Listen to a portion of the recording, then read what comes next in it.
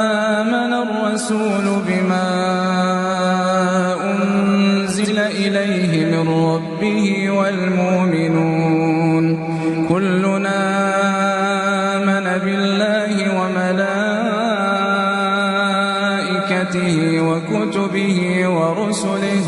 لا نفرق بين أحد من رسله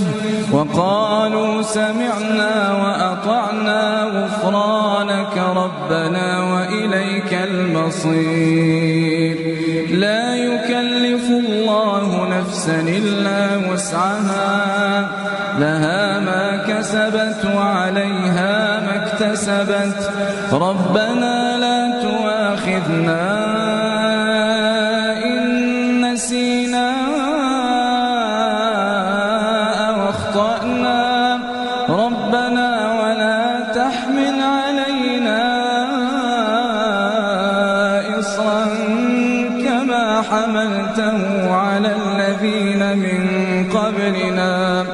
ربنا ولا تحمل